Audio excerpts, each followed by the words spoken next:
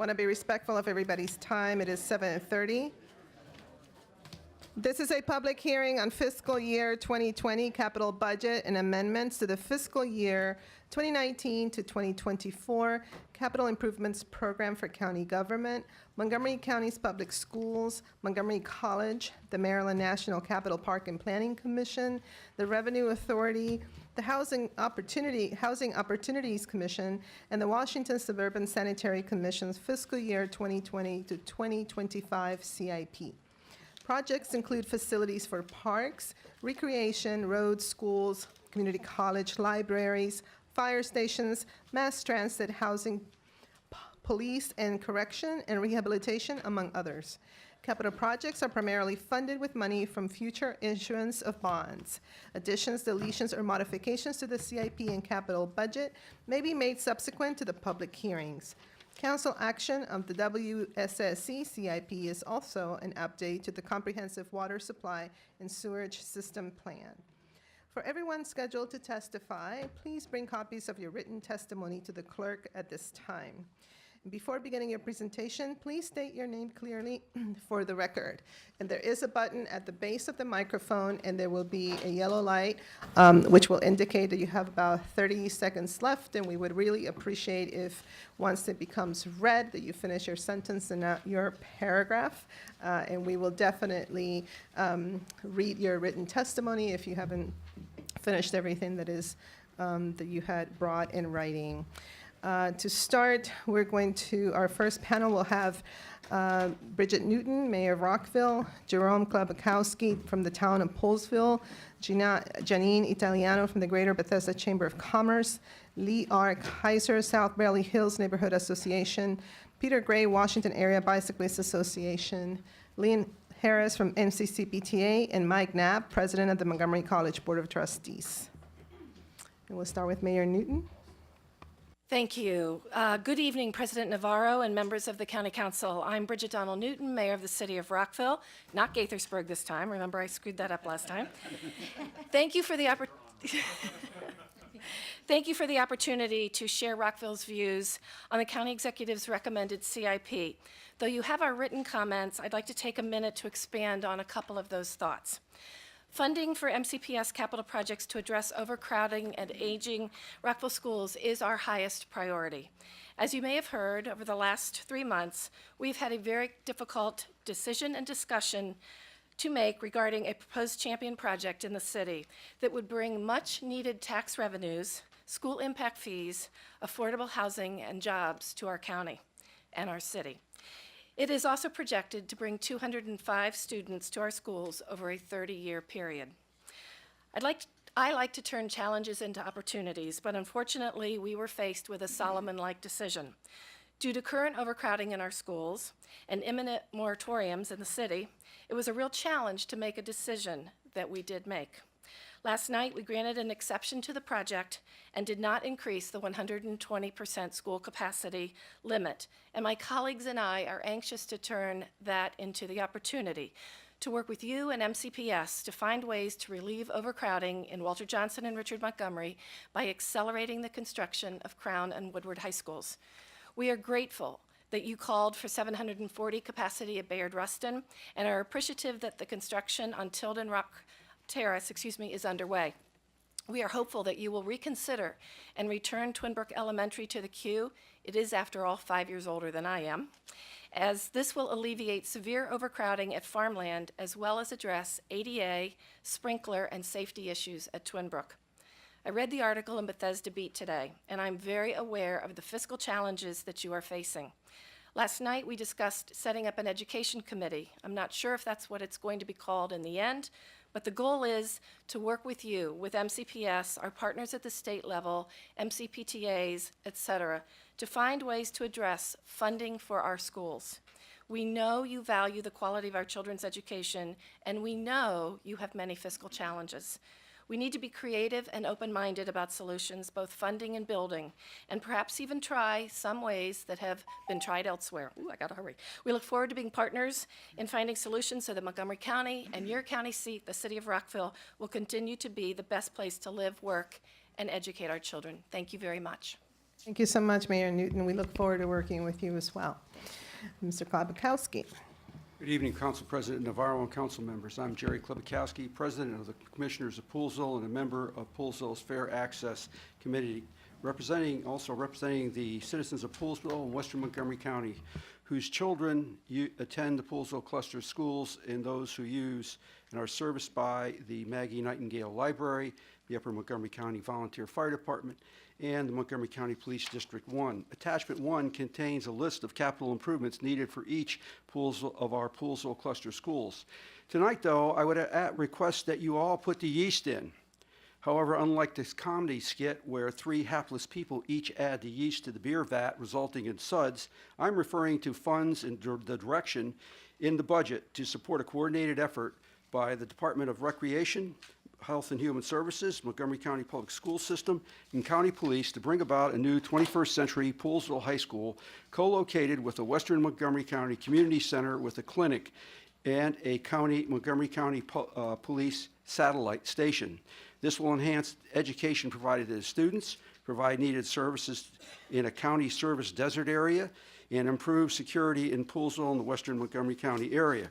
The money spent on renovating the broken Rubik's Cube of a school would be better spent on building a new PHS in accordance with the latest building standards and incorporating the latest energy-saving techniques.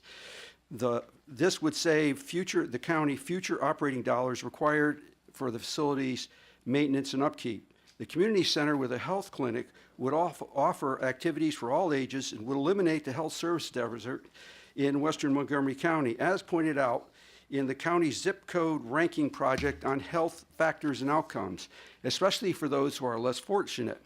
Attachment 2 encapsulates our new approach in achieving the above. I would also be remiss if I did not put in a plug for the capital improvements for the Maggie Nightingale Library, which serves the largest geographic area in the county as a library, that the Upper Montgomery County Volunteer Fire Department and Montgomery County Police District 1 station are provided with the necessary capital improvement funds to ensure they can service our Western Montgomery County community rapidly and to rapidly respond to safety and security needs of Poolsville and Western Montgomery County residents.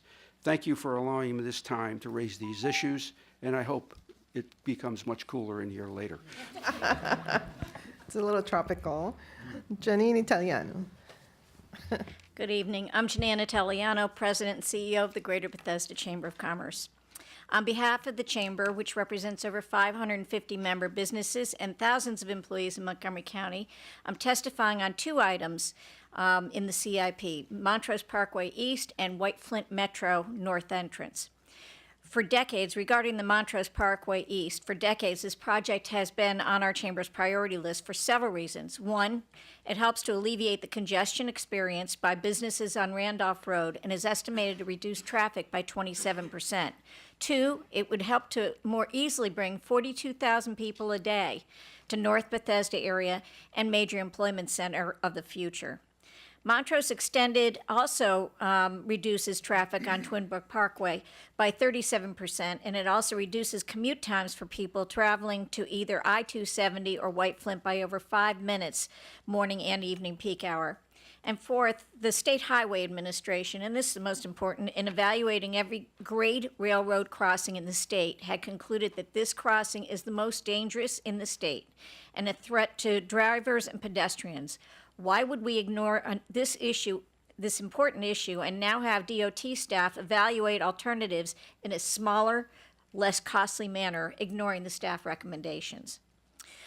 In addition to our request that full funding be restored for Montrose Parkway East project, we are also equally concerned with the delay of the county funding for the second White Flint Metro entrance near Pike and Rose and the lack of near-term funding for school construction projects that create additional capacity within the Walter Johnson School Cluster. Providing infrastructure in the form of transit improvements and school capacity in the Pike District should be a priority of the council if it wishes to grow the commercial tax base through mixed-use development. Investors in that area are already generating significant additional tax revenue for the county, and the council should be reinvesting in this area as a designated for transit-oriented development. The second entrance to the White Flint Metro Station should be a top transit priority for the council, given the various master plans that call for important mixed-use development along the Pike District. In addition to the need for transit funding, we encourage the council to allocate additional funding for school capacity increases at Walter Johnson High School through an immediate CIP solution that allows for the reopening of Woodward High School to accommodate students at the Walter Johnson High School service area. CIP solutions for Walter Johnson High School and Farmland Elementary School are vital to ensuring that economic development opportunities are not foreclosed. We realize that the county and the businesses that generate the tax revenue base are facing tough economic times ahead. We also believe that putting aside these important capital projects will be detrimental to the future of economic development in an area that still needs the support of the county to allow for vibrant mixed-use development. Thank you for your consideration of my remarks. Thank you so much, Ms. Italiano. Lea Kaiser? Is it on? Yes. Good evening, President Navarro and council members. I'm Lea Kaiser, member of Senior Leadership Montgomery, class of 2019, and president of the South Bradley Hills Neighborhood Association. Given tonight's forthcoming speech in the U.S. Capitol, my testimony is entitled "The State of Our Hood, A South Bradley Hills Story." We are bisected by a two-lane arterial state road, MD 191, aka Bradley Boulevard. We have 2 zip codes. We're about 1 mile west of downtown Bethesda. As a last mile community, we have many opportunities to access our wonderful, the beautiful refreshed Connie Morella Library, our Metro Capitol Crescent Trail with our new Neil Potter Plaza. However, no sooner do we step out of our house than we're confronted with trying to wheel a stroller or set out for a family bike ride in a barely 12-inch road shoulder along Bradley Boulevard, trying to cross Bradley Boulevard safely when our only 2 existing crosswalks are 3/4 of a mile apart, and marching one's family on foot because, for religious reasons, they do not drive, a mile down Bradley to a house of worship or just around the corner to a school bus when we have rainy days that create gullies raging streams and sudden lakes appear at intersections close to our destination, but no pedestrian refuge because we don't have sidewalks. So tonight, in reviewing the state of our hood, we have questions. Why is our Bethesda community excluded year after year from the council's proclamation that Montgomery County has always been at the forefront of pedestrian safety? What drives regarding CIP 501733, the Bradley Boulevard Improvements Project? What drives the chronic 1 step forward, 2 steps back capital funding decisions that would bring this long overdue pedestrian infrastructure to a short but very well-traveled segment of Bradley Boulevard? And why last month did the county executive select the Bradley Boulevard's improved project for deferral beyond the current capital budget cycle? Over 100 of my neighbors joined me in signing a petition submitted this week asking that you once again reinstate the project.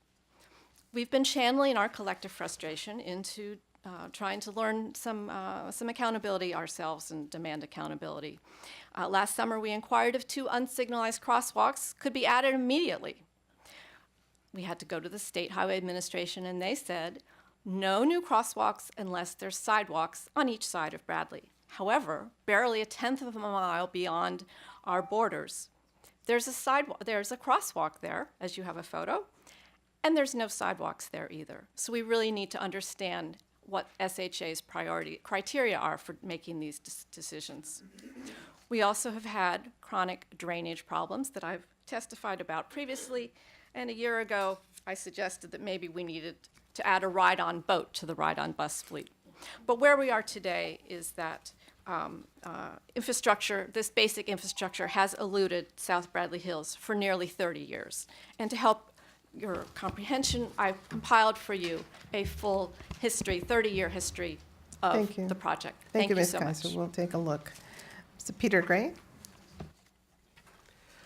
Good evening. My name's Peter Gray. I'm here representing the Washington Area Bicyclist Association. It's 1,500 members in Montgomery County, and it's thousands of other supporters who live, work, and travel in the county. WABA urges the council to restore funding to the Bicycle Pedestrian Priority Area Program to at least the same level as approved by the council last June. We are relieved to see some important bike facility projects preserved in the CIP, like the bikeways in Bethesda, the Metropolitan Branch Trail, and some others, but we insist that this is the wrong time to underfund and delay projects that make our county streets safe for people walking and biking. The executive has recommended $5.2 million in cuts to the BIPA program over the 6 years of the CIP. Today, WABA asks that the council restore all of those funds. This program is a critical tool for implementing the county's Vision Zero initiative and the recently adopted Bike Master Plan. At a time when mounting pedestrian fatalities and unsafe road design dominate the headlines, the CIP should reflect an urgency towards preventing crashes and reducing harm from crashes between vulnerable road users and cars. Cutting funding for BIPA projects moves the county in the opposite direction of harm reduction. All of the BIPA projects are Vision Zero efforts that re-engineer our roads to make them safer for county residents and visitors to bike, walk, and access mass transit. The BIPA projects funded through the CIP are also Tier 1 priority projects in the Bike Master Plan just passed by the council. Cuts to the BIPA program now will significantly slow the design and construction of bike and pedestrian projects for areas on the eastern side of the county like Wheaton and Langley Park. Furthermore, noting some important but high-cost bike and side path projects that were developed long before the new bike plan was developed, we encourage the T&E committee to review the projects proposed on Bradley, Falls Road, Goldsboro, and Seven Locks to assess their role and priority in the broader context of the Bike Master Plan and Vision Zero. Thank you. Thank you so much. Lynn Harris? Good evening, Council President Navarro, Council Vice President Katz, and members of the County Council. I'd like to start this evening first by expressing my appreciation for three specific areas of work that are having a dramatic impact and will have a dramatic impact on our schools and our students. And the first is your individual ongoing willingness to partner with MCC-PTA on a wide array of issues that affect our schools and our students all over the county. It's very much appreciated. Secondly, for what I understand was a very robust conversation just today about the revenue projections and the impact tax projections that are going to impact the revenues that we plan or project to have to spend on important projects like those that all of us have been discussing this evening. And thirdly, to express our appreciation again for your support for Councilmember Hucker's proposal to require drinking water sources and water sources in our schools to adhere to the FDA's lead level of 5 parts per billion, moving away from the current state standard, which is also an antiquated and now abandoned EPA standard of 20 parts per billion, because we all know that the worst impacts of lead in water are on growing brains. As we look at the MCPS's CIP requests in the 6-year cycle and its 9 proposed requests for additional projects in the amendment year, I just want to note firstly that there's not a dime that they're asking for that they don't need. In fact, they don't even ask for all the dimes they need, because we know we are still suffering from the confluence of aging infrastructure, backlogged projects, sudden explosion of enrollment accompanied with an economic downturn. So we're still trying to dig out of a growing list of projects. We're not really even making progress yet.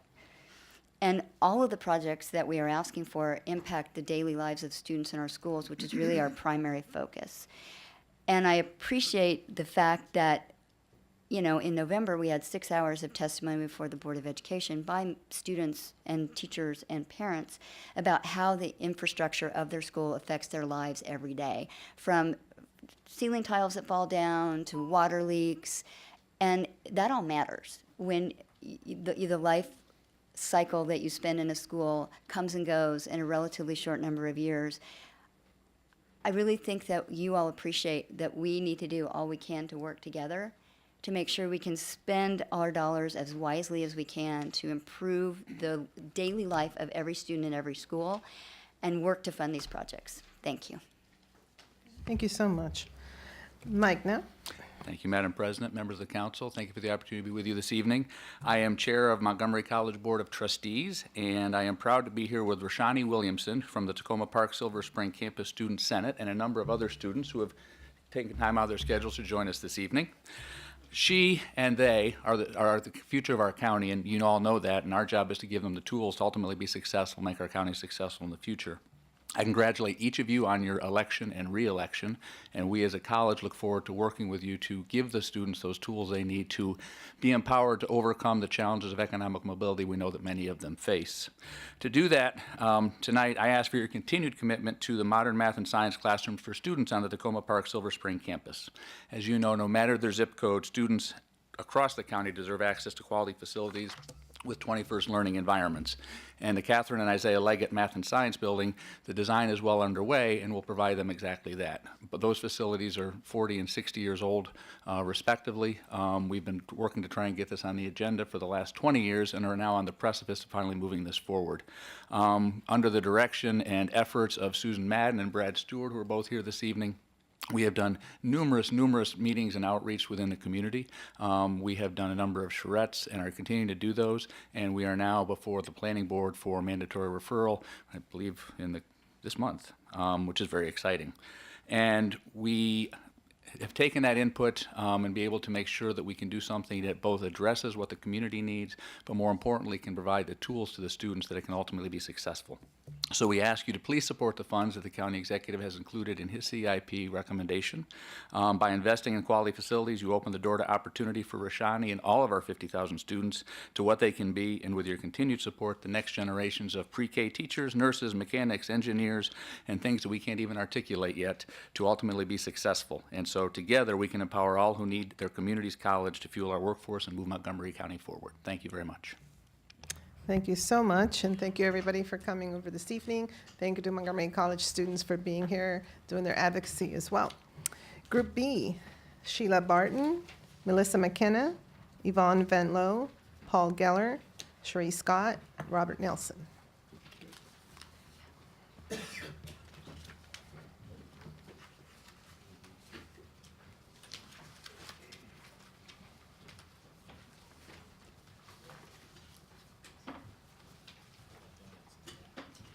Okay, start with Sheila Barton.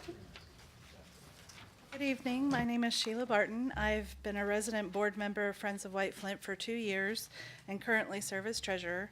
Prior to that, I was the chair of the Friends of White Flint Resident Ambassador Program. The 2,000 supporters of Friends of White Flint, including property owners, residents, and businesses, want the promise of the White Flint sector plans to be fulfilled. The implementation of those innovative sector plans is possible only through the funding of CIP projects. One of the underlying tenets of the White Flint sector plan is transit-oriented development. Needless to say, it's difficult to have transit-oriented development without transit, which is why we are extremely disappointed funding was eliminated in the CIP for a northern entrance for the White Flint Metro station. Now that Metro has eliminated the Grosvenor turnback, more and more people are using the White Flint Metro. And a northern Metro entrance significantly expands the Metro walkshed, and it's critical to encouraging development in the Pike District. Friends of White Flint strongly urges you to fund the second Metro entrance in this year's CIP budget.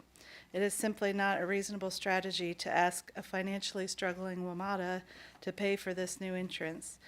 Walking and biking in the White Flint area continues to grow. Many more want to walk and bike to work, retail, and residences, but are stymied because more needs to be done to make the White Flint area as walkable as possible and as quickly as possible. As a resident of the White Flint Pike District area and a Friends of White Flint board member, I ask you to fund the second Metro entrance and essential pedestrian and bicycle improvements. Through the CIP, the county sets its long-term priorities, show that your priorities are multimodal transit, and demonstrate that your priorities are transit-oriented development that encourages new development. and demonstrate your support for the transformation of the White Flint area through this CIP by fully funding the second metro entrance. Thank you for your time. Thank you. Melissa McKinnon. Good evening, Madam President. Congratulations. Welcome, new council members, new faces in new places. This is going to be tricky. Great to see those of you who have returned. To begin, like some county executive we know, so this is not the situation we had hoped we'd be in. I enjoyed your discussion this morning on the CIP spending affordability guidelines, and I was even able to follow the bouncing ball. Tough choices all around. We knew that FY19 and FY20 were going to be particularly difficult for the MCPS CIP funding in particular. What with the last of the RevX schools, 3 elementary, 1 middle school, and of course Seneca Valley High School, still here for you, Kevin David, that's $365.7 million alone in the first 2 years, plus a new Clarksburg Village Elementary School number 2, $36 million, and, but wait, there's more. Trying to squish in 3 full high school projects in the out years and beyond, $379 million. Either one of those collections of projects is usually more than the entire state CIP school funding budget. So I wish I could say, please fund the MCPS capital budget fully, but we have to be responsible. Let's start with state aid. As we've done in the past and did on January 9th, Paul Geller and I were up in Annapolis, and we'll be there to get every dime we possibly can. Yes, we helped get the Education Trust Fund lockbox, but now the battle over whether that's operating funds or construction funds begins. Before we get sucked into legalizing recreational marijuana or sports betting to raise money for education, sound familiar? There's still more work to do on the casino gambling revenue percentages, but I'll leave that for Paul. Montgomery County has received more in state aid in the last 3 years than in about a decade. What with a special grant for schools with rapidly increasing enrollment and generating 40% of the state's new students this past year. I'm highly skeptical that will continue. As far as local funding, as soon as I saw reduced school impact taxes, I knew the answer, MPDUs, and they're exempt. Great for getting more affordable housing. Who knew so many would take us up on that offer? We need to look more closely at what's going on. I believe the planning department is going to be looking at specific student generation rates when they update their formulas this year. Might be time to create a very, very low impact tax on those units once we see what their student generation rates are. Also, please finally phase out the Silver Spring Enterprise Zone. We need to remember that residential development does not equal economic development. So we did away with the FACT scores and we got rid of the Q. And we still have issues. Let's make sure we really look at what MCPS is building and what costs are in there. I keep hearing, we don't do that. Well, we need to start thinking about doing something different. Of course, I have a few specific requests that you will find on your written testimony. Blair Ewing is my one concession for you. It's now at 3 separate leased facilities. Maybe that can come out of the CIP while MCPS figures out what it should do with that next. Thank you. Thank you. Yvonne Van Lowe. Good evening. I'm Yvonne Van Lowe, representing the Bethesda, Chevy Chase, Walter Johnson, and Whitman cluster schools. Our 3 clusters, collectively representing 27 schools and nearly 24,000 students, urge the council to fully fund the Board of Education CIP request and amendments. The board's request is vitally important to the welfare and well-being of the next generation. Primarily, it includes funding for major capacity needs, but it also addresses important needs for improved security, equitable school renovations, and an improved enrollment projection methodology. Explosive growth in the BCC cluster has necessitated the construction of a new middle school, multiple additions at our elementary schools, and an addition at BCC High School. Even with this additional capacity, our cluster is still struggling to keep up with growth. Many of our schools are at or exceed capacity, resulting in ballooning class sizes and shrinking core spaces. The Walter Johnson cluster is experiencing growth in student populations that have outstripped the ability of our existing facilities at all 3 levels, all 3 school levels. The housing turnover is bringing in younger families with school-age children. The White Flint 1 and 2 sector plans, Rock Spring, Grosvenor, Strathmore, WMAL, Pooks Hill, Marriott, and other development plans are projected to provide more than 20,000 new dwelling units in the WJ cluster. Some of these 20,000 units are not in the 6-year CIP forecast. However, no matter how you calculate the numbers, WJ cluster is already bursting at the seams with students and needs substantial investment in facilities to keep pace. The WJ cluster needs Woodward to reopen and a 7th elementary school. In the Whitman cluster, Piles enrollment reached 1,535 students this school year, making it the most overutilized middle school in the county. We're grateful for the construction that has already begun. With nearly 2,100 students, the Whitman High School is 232 students over capacity. With an addition, Whitman is projected to be 361 students over capacity by 2024. As such, the Whitman addition cannot be delayed any longer. We support Councilmember Hucker's bill to reduce lead levels in school drinking water to below 5 parts per billion. And finally, fully funding the CIP allows MCPS to provide the much-needed capacity I mentioned before, improve conditions at our dilapidated schools, and implement security solutions such as additional cameras, lighting, and fencing around our portables, as well as secured vestibules at the main entrances of all schools. Thank you. Thank you. Paul Geller. Good evening, council members. Last night was a very unusual night. I spent it in the city of Rockville at their mayor and council meeting. And I wanted to share part of my testimony tonight with you about my grave concerns about violating the terms of the subdivision staging policy that many of us worked on back in 2016.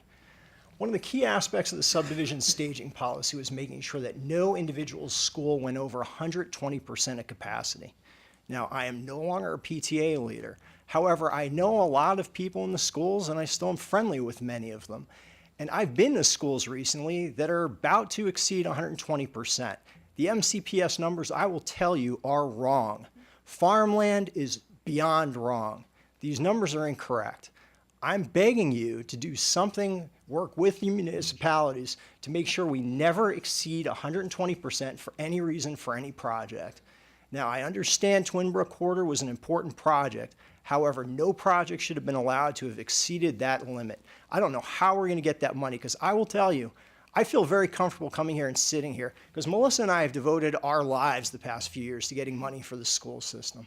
And we care about this, and we hope you do too, because on the campaign trail, anywhere we go, we'd see you talking about this issue, we talk about it, and we'd hear a lot about it. And it's a concern to all of us. Well, I don't want to be all negative, but I wanted to just let you know that instead of writing up testimony for a change, I decided to give you each a pamphlet. This pamphlet is distilled 6.5 years of my experience about what works and what doesn't work when it comes to funding CIP projects. I'm not going to ask you for one thin dime tonight, not one, because what we need to do, working together, because my voice is nothing. We need everyone working together in this room to ask MCPS to do a few things and do them right. These key facility indicators were promised to us 2 years ago. We still have nothing. This is how we judge where we need new buildings. Melissa and I purposely derailed the FACT scores because it didn't take into account one lick about capacity. And capacity is what we heard about from our members, our PTA members everywhere. It's also vital that we consider doing the same thing that the libraries are doing, refresh projects. And I don't say that based on that school over there or those people. I say it based on my own school that I came up out of, Belmont Elementary School. I will say it until my dying day, they do not need a new building. That building has great bones. But you take a school like Summit Hall Elementary School, or you take Gaithersburg Elementary School, which I featured in here, they need help, and they have capacity issues. And these are kids that are forgotten for a lot of reasons. I ask you to take a good look at this. If you have any questions, ask anyone. Feel free to ask me, but ask anyone, because we're here to help you, and I thank you. Thank you, Mr. Geller. Sheree Scott. Good evening. I'm Sheree Scott, and it is a privilege to present before you tonight on behalf of our parent, teacher, and student communities. In East County, our school communities fall under the umbrella of the Northeast Consortium, encompassing Blake, Paint Branch, Springbrook, and also Sherwood High School clusters. Since your appointments, we recognize and appreciate the demonstrated efforts of inclusive interaction and collaboration within our communities.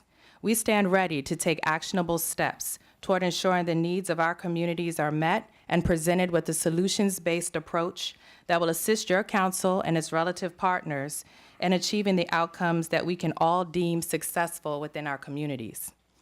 Within MCC PTA, we are fighting for our children's success through equitable opportunities for education. However, in the NEC Sherwood clusters, access to equitable opportunities are often stunted by decisions made at the county level. Some people shun the word fight for fear that it's too aggressive, so we say advocate.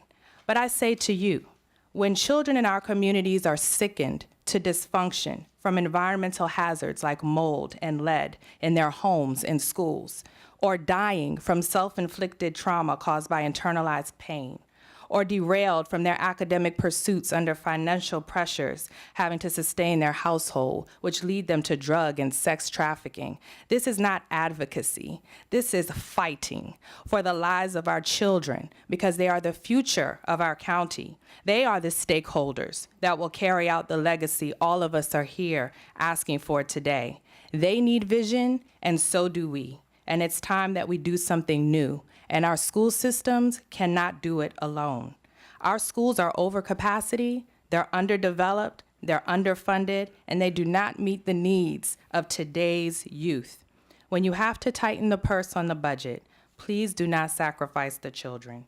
When our children suffer, whether you have kids or not, we as a county suffer, and we fail economically and morally.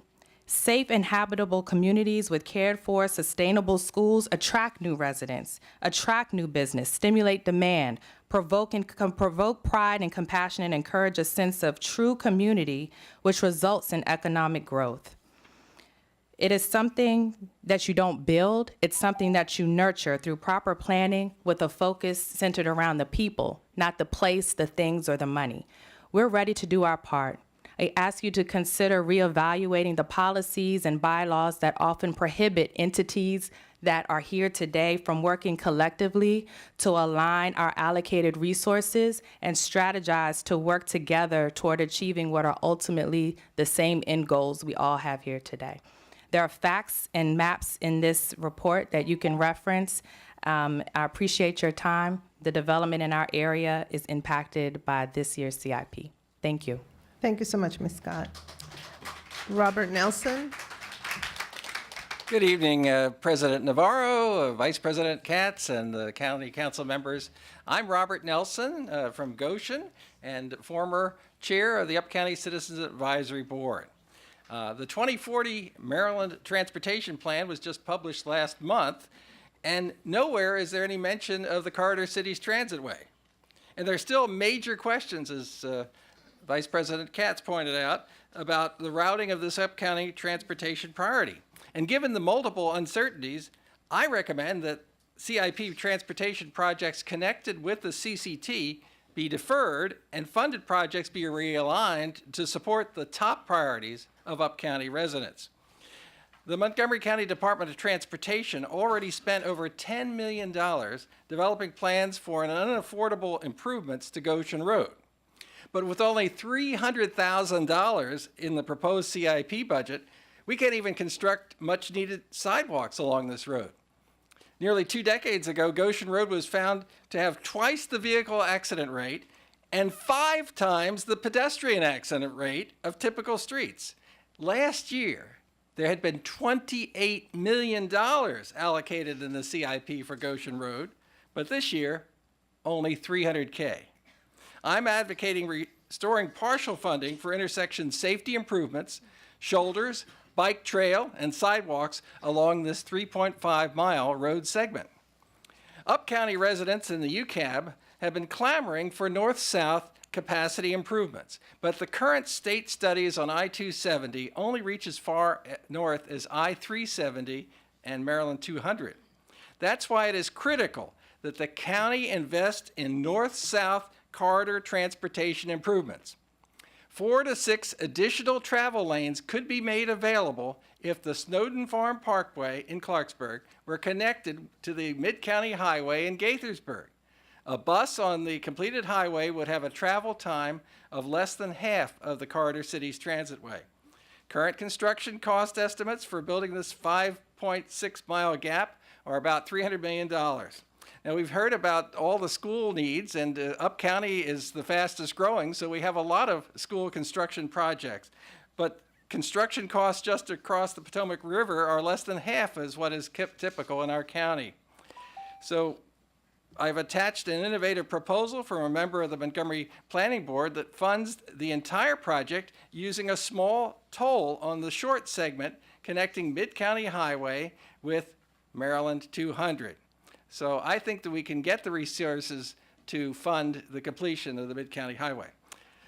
I recall comments made by earlier county administrations about kicking the can down the road and paralysis by analysis. Well, I just hope that you're going to get a reputation of getting things done, and I hope you're up to the challenge. Thank you very much.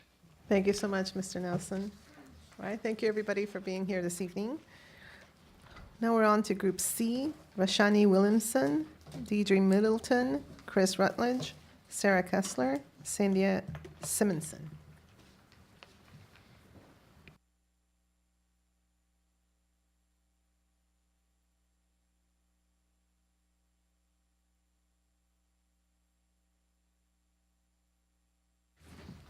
Okay, Rashmi Williamson.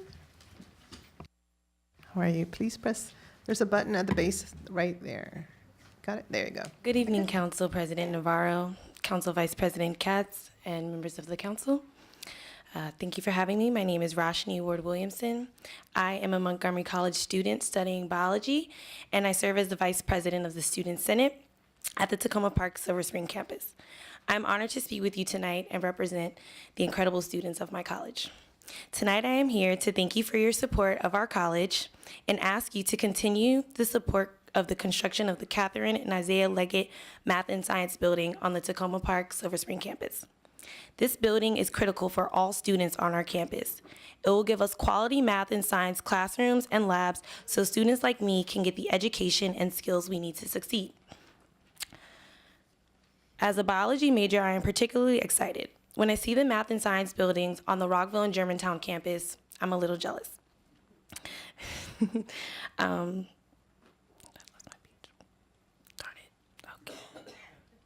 The labs are small with no room for storage, the heaters don't work well, and it's freezing in the winter. The elevators aren't easily accessible for students who need them. And to be blunt, the plumbing doesn't work well, so it often smells awful. The Leggett Math and Science Building will make such a difference. Students will get the high-quality education we need to transfer and get jobs. Montgomery College has changed my life. I grew up in Montgomery County. After I graduated from Wheaton High School, I came to MC. But unfortunately, I was not ready for college. I had many obligations. I am the oldest of 5 children. I needed to help take care of my family, so I dropped out and worked full-time. At the time, I thought I was making pretty good money, but one day it dawned on me that if I didn't get a college education, I was not going to be able to move up into better jobs. I would be stuck. So I came back to Montgomery College. My dreams are big. I plan to go to medical school so I can become an OBGYN right here in Montgomery County. Thanks for supporting the Leggett Math and Science Building on the Tacoma Park Silver Spring campus. I know the new building won't be built in time for me to benefit, but I'm looking to the future. My 10-year-old brother, Saran, wants to be a scientist and is already planning to attend Montgomery College. Please continue to support the construction of this building for students like me and my brother, Saran. Thank you. Thank you so much for being here and sharing your story. Very powerful. And congratulations. Keep it up. Deidre Middleton. Hello, everyone. I'm here to support the legislation to lower the allowable lead level in our school water supplies. I want to express my gratitude to Tom Hucker and to all the other legislators who are working on moving this issue forward. Currently, the allowable legal lead limit in Montgomery County is based on outdated beliefs about the level of exposure needed to cause harm. There is increasing evidence that there is actually no safe level of lead exposure, and more must be done to protect our kids. This position, that there's no safe level of lead, is not just my opinion. It's the position of the American Academy of Pediatrics, the American Medical Association, the CDC, and the EPA. Given the scientific consensus on this topic, we need to do better for our kids. I'm going to read an excerpt from the Health Impact Project report focusing on eliminating lead risks in schools and childcare facilities. Elevated blood levels in children contribute to IQ deficits and learning, behavioral, and attentional problems, and adverse effects can occur at very low levels. However, crucial settings of lead exposure have long been ignored, in particular schools and childcare facilities, which enroll over 66 million children during our developing years. These large group settings offer a major but largely untapped public health opportunity to prevent lead risks to large numbers of children at once, instead of using the current primary method of intervening one household at a time. As more is known about how even tiny amounts of lead can irreversibly harm children, it becomes important to address additional sources and settings of exposure, especially for the poorest children, for children with poor diets, and for those whose health is already impaired. These are among the most vulnerable populations. My son is a kindergartner at Burtonsville Elementary School, so I was upset last summer when I saw the results of lead testing at his school. Only 19 of the 77 water fixtures were measured at less than 1 parts per billion. In other words, there's detectable levels of lead in 75% of the water fixtures. This is not acceptable. This is not safe. While the current law required action on only 2 water fixtures in our school, there are 3 more fixtures that would require action if this legislation passes. That will help eliminate the highest risk water fixtures, although I'd still like to see more done. The county should also plan to add filtered water bottle filling stations, which have helped reduce lead exposure in other Montgomery County schools. While the lead issues in my son's school are what caught my attention, I know this is an issue throughout the county. I also looked at the lead test reports from some of my neighbors' school, Greencastle Elementary. And while I noticed there that they had higher lead levels in some risky places. 2 kitchen faucets, which I assume are used in food or drink prep, have readings above 12 parts per billion. Another elevated reading was in a kindergarten classroom. This stood out to me because we know lead has more severe effects on those under age 6, which would be most kindergartners. Protecting children from lead can feel like an overwhelming public health problem, but our children deserve our best efforts in tackling it. Local government has many opportunities to make a difference, and I thank you for working with me on this issue. Thank you. So we did, it was introduced, and I think all council members are sponsors, so I think it's going to be okay. And we will have to go through our process, and there will be an actual public hearing for that as well. So I just wanted to, for the record, in case somebody's listening and thought that they missed the opportunity to testify, we are going to have a public hearing specifically for that bill as well. Thank you. Chris Rutledge.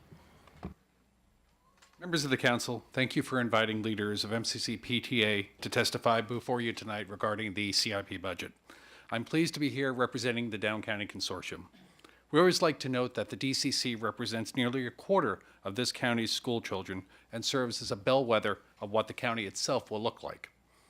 MCC PTA is aware that Montgomery County is facing a budget that's about $100 million under expectations in revenue. Much of this is an unintended consequence of allowing builders to dodge impact taxes. Discussion of those policies are another topic for another day. But what we can do is share with you tonight details of how funding impacts our schools. County funding is needed to assure that Highland View Elementary School's addition remains a possibility. Highland View has been running at over 140% capacity for at least the last 5 years and has had portables for over a decade. They need the funds to stay in the budget for an architectural review for its classroom addition. At the very least, they need new portables that were not replaced last year to be replaced, and that takes money. Woodland Elementary School also remains in dire straits. We have portables where soccer fields should be. This severely eats into recess and leads to a situation where whole grades are housed outside of the school itself. Woodland desperately needs its addition, and that takes money. Eastern Middle School was last renovated before many people in this room were born. The facility's old, the classrooms are small and cramped, and the cafeteria is far too tiny. Rebuilding Eastern takes money. Lee Middle School's construction needs to remain on schedule. Several of you have been there to visit and have seen firsthand the deteriorated conditions, and that takes money. Northwood High School's overhaul needs to remain on schedule. We've been here before to tell you about missing windows, poor environmental quality, non-working bathrooms, and other deplorable conditions. Fixing all of this takes money, and our kids' educations are worth it. MCPS also needs funds to allow for other construction items as well. We're upgrading safety features in all the schools, but we're not done yet. Veers Mill Elementary School's security vestibule is still to be completed so that we can keep our youngest children safe. That takes money, and our kids' safety is worth it. Water safety is important. We just talked about the effort to decrease lead in our schools' drinking water to under 5 parts per billion. That's the standard, and yet many school fountains have lead counts as high as 25 parts per billion. This will take money. Our kids' health is worth it. Again, we thank you for taking the time to hear us. We know you share our concern for our children's future, and we assure you that we will continue to work to remain the crown jewel of the county throughout MCCPS and MCCPTA. Thank you. Thank you so much. Sarah Kessler. Good evening, President Navarro and council members. I'm the MCCPTA Area Vice President for the Clarksburg, Northwest, Seneca Valley, and Quince Orchard clusters. We appreciate being invited to testify tonight. Although the county is facing a budget that is $120 million below revenue expectations, it was disappointing to learn that the county executive recommended no money be added for amendments to the MCPS fiscal year 19 CIP. The $46 million reduction from the Board of Education's recommendation will negatively affect many important projects planned for our schools, including supplemental funds for security, bathrooms, maintenance, and water bottle filling stations. MCCPTA is concerned about the amount of lead in our schools' water and passed a resolution asking MCPS to reduce its threshold for lead from 20 to 5 parts per billion. We support Councilmember Hucker's bill that would do the same for the county. The most notable impact of this shortfall for the Up County is the absence of $7.5 million that was requested for the career technology education build-out at the new Seneca Valley High School. Previously, a partial request was approved to construct the 4th floor shell at the new school that will house program functions moved from the 1st floor, so the new and expanded CTE programs, such as construction technology pathways and cybersecurity, could be more advantageously located on the 1st floor. It was subsequently discovered that an additional $7.5 million is required to fully complete this project, and if not approved, a portion of the 1st floor will open as shell space, and several of the new Career Academy programs will be put on hold until the construction can be completed. It would be tragic to open this flagship school, the largest in Maryland, in an incomplete state.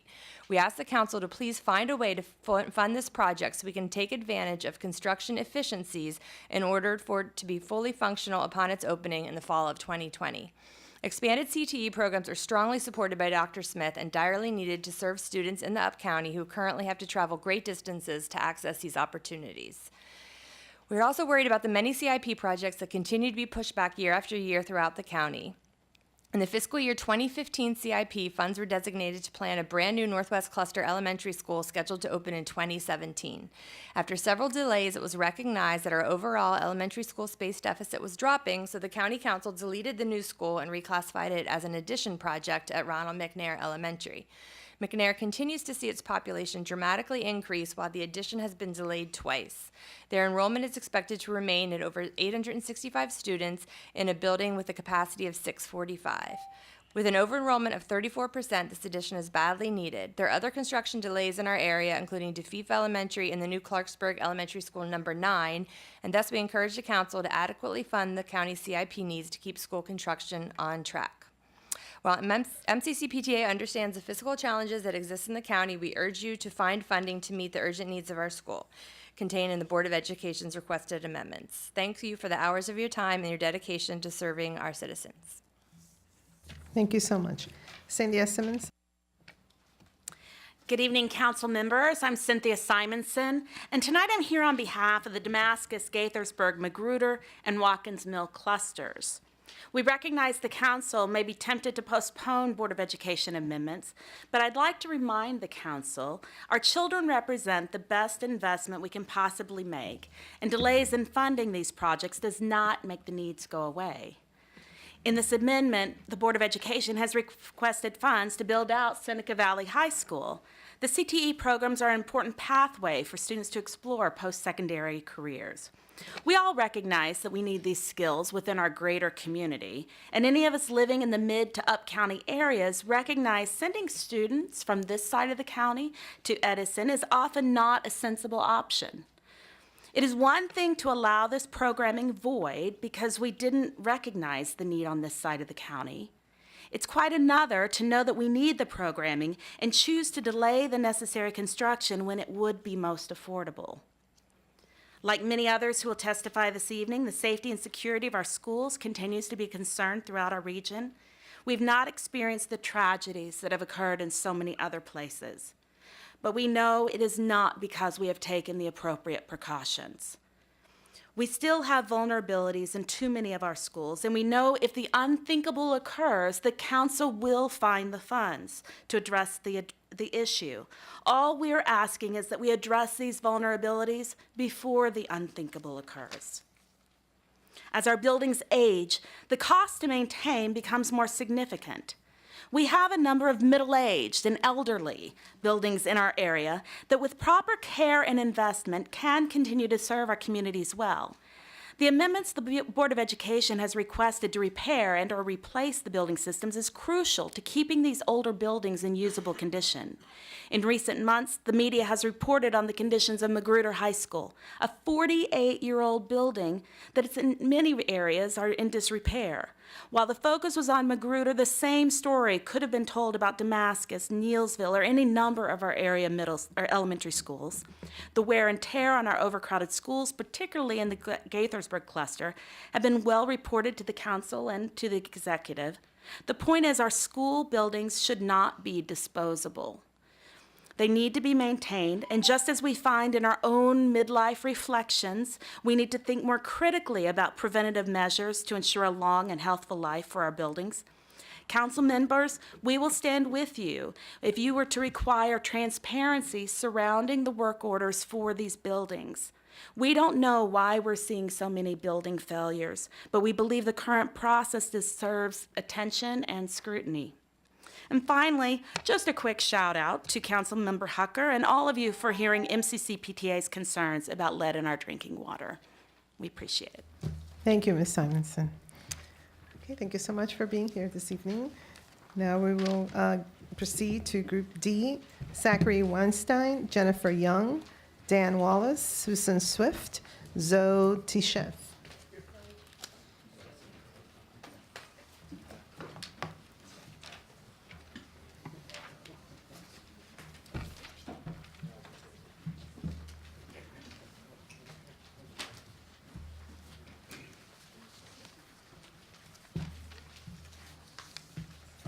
Okay, we'll start with Zachary Weinstein. Hi, my name is Zachary Weinstein. I am a resident of Silver Spring, and I'm also a member of WABA, and I often lead community bike rides through a group called Bike Silver Spring. Montgomery County has created incredible plans to improve safety and mobility for its residents. Now it is the time to execute by fully funding the Bicycle Pedestrian Priority Area Program, also called BIPA. Last year, Montgomery County passed a bicycle master plan that many have praised as the most ambitious in the country.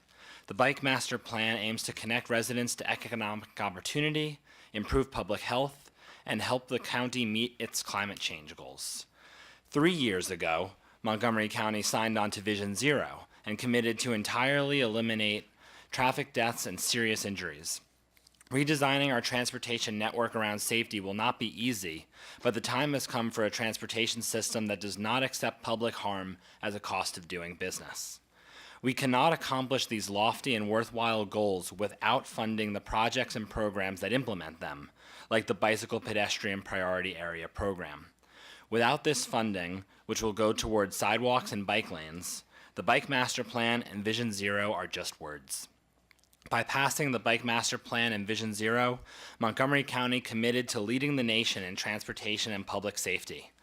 Please make this a reality by fully restoring funding for BIPA and bike and pedestrian projects. Thank you. Thank you. Jennifer Young? Good evening. My name is Jennifer Young. I'm here from MCCPTA representing the RM, Rockville, Churchill, Wooten, and Poolesville clusters. Trying to make up a shortfall in funding and still provide the services this county needs, wants, and expects is a difficult task. It is imperative that funding for CIP projects already approved for needs in these clusters, particularly those projects that have been previously delayed, Crown Farm High School affecting the RM cluster and Dufeef Elementary in the Wooten cluster, be maintained on schedule. However, I also ask you to fund the crucial security, asset replacement, and investment needs represented by the CIP amendments. As you heard from Rockville Mayor Bridget Newton earlier, due to its severe overcrowding and lack of solution in the current CIP, the RM cluster will likely be in moratorium next year, creating difficulties for continued residential development in Rockville.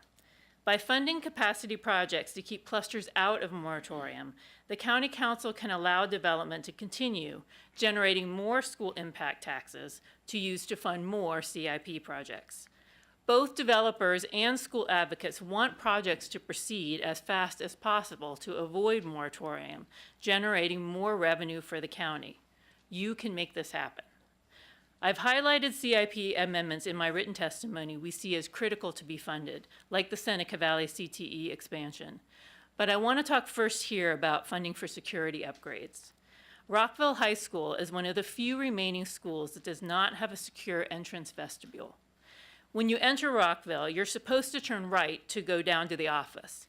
You could just as easily turn left and walk down the hall to the classrooms. If you were a person whose intent was to do damage, you could do a lot of it before anyone could stop you. Providing a secure entrance to Rockville is a necessity in these times in order to provide our students with a safe learning environment. Next, while our oldest schools like Twin Brook and Wooten, whose drinking water, by the way, tested highest in lead and can use those water bottle filling stations, are no longer in a queue to be modernized, the students still walk the hallways and use the classrooms, which is why the funding requested to repair or replace building systems is needed to keep these older buildings in usable condition. Wooten also identified several safety and ADA issues that need to be addressed.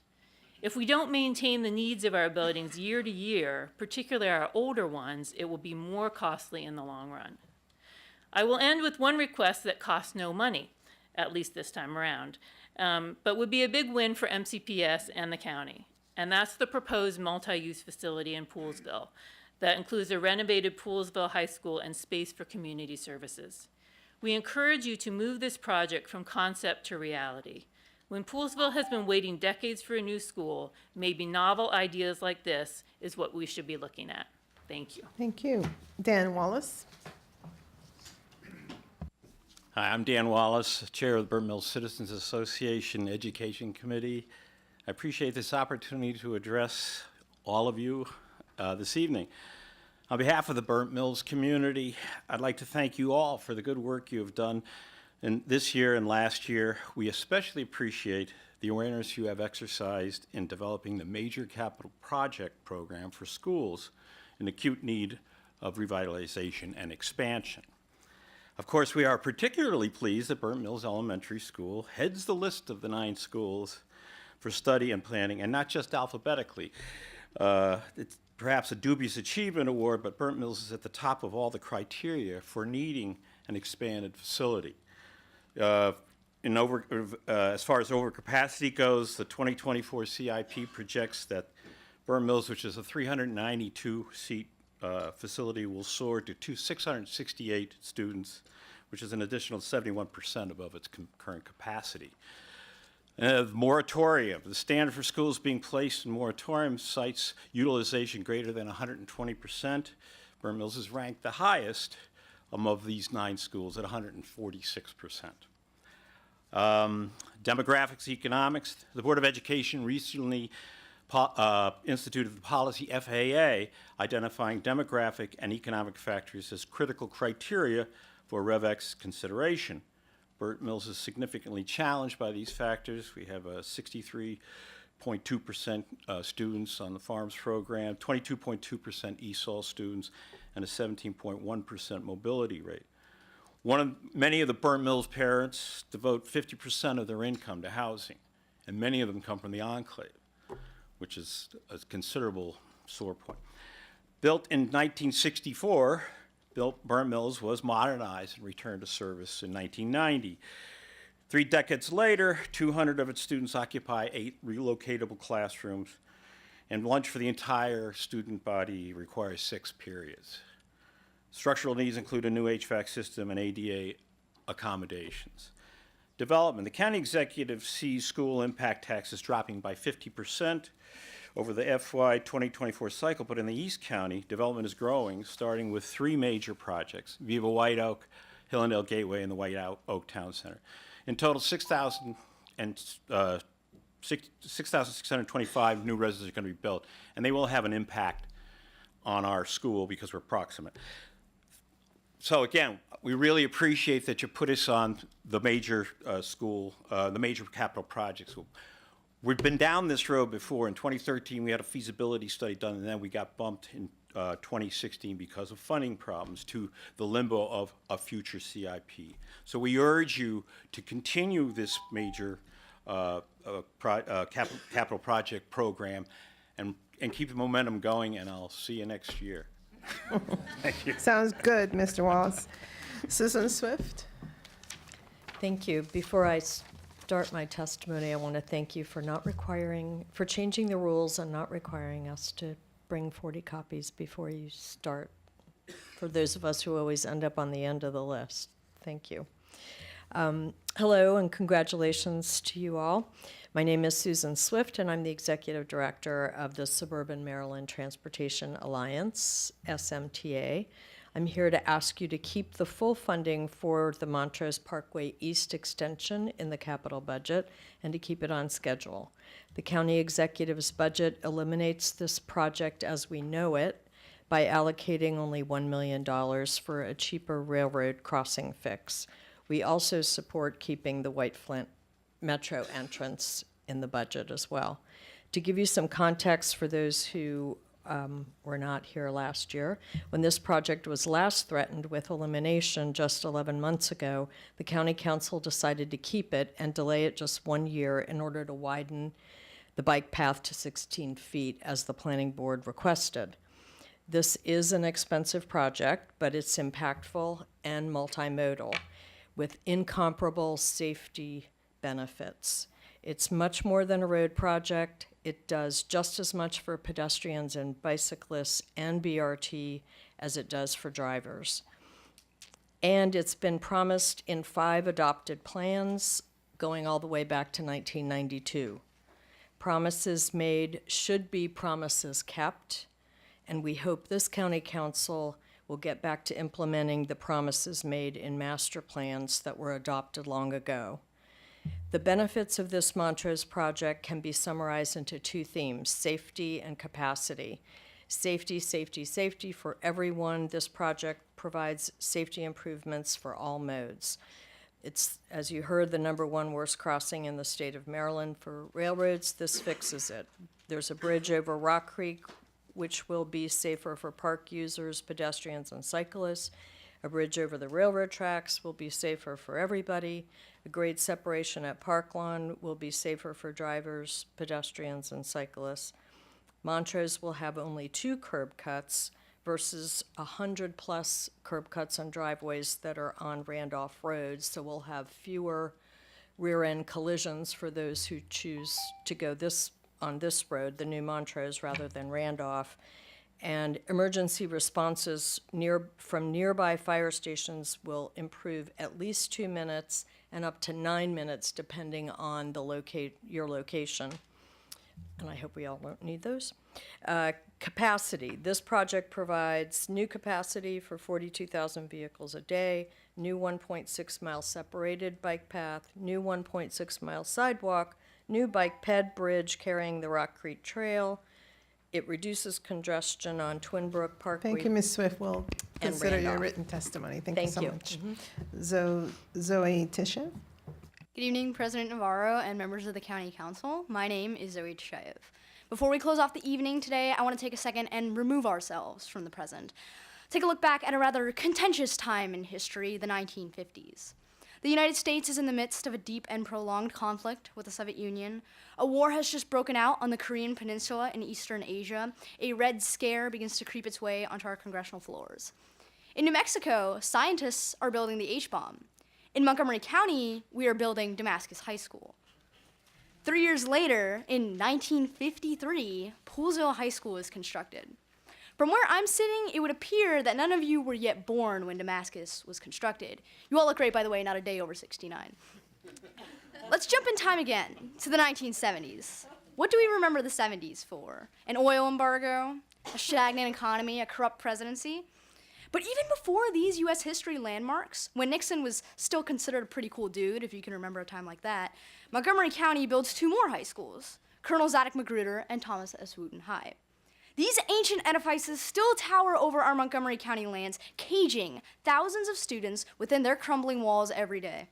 Sometimes these buildings house more than just the students and staff that roam their halls.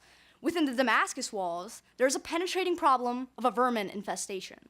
I don't mean vermin in the derogatory term that our teachers call us when they think we can't hear them. I mean the literal cockroach infestation that is such common knowledge that it is almost the core of Damascus-related disparagements. So prevalent is this cockroach cacophony that an Instagram account of a couple hundred followers has surfaced to tell the story of these cockroaches, at Cockroaches of DHS if you're curious. The students of these 4 high schools will tell you similar stories. Stories of a peaceful class time suddenly punctuated by the sharp clang of a ceiling tile smashing against the ground.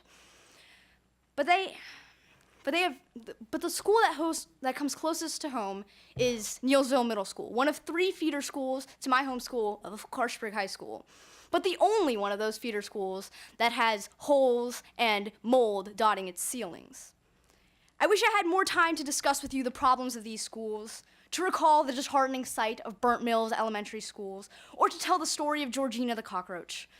But my time is coming to an end. The planning funds for all of these schools recommended, mark my words, is absolutely critical. If you were to walk these halls, you would feel ashamed. You would feel ashamed that these schools are prevalent in the county that we consider the crystal of the nation, the leading county of the nation. Imagine the feelings of the students who walk these halls every single day as you consider this budget. Thank you.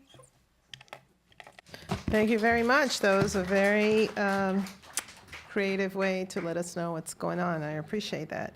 Yeah, serious cockroaches I'm hearing over here. Anyway, with that, I believe we have wrapped up this public hearing. I don't see any lights. Really appreciate all of you for being here, giving us your testimony, and we will be busy working on this CIP amendment very shortly. Thank you so much.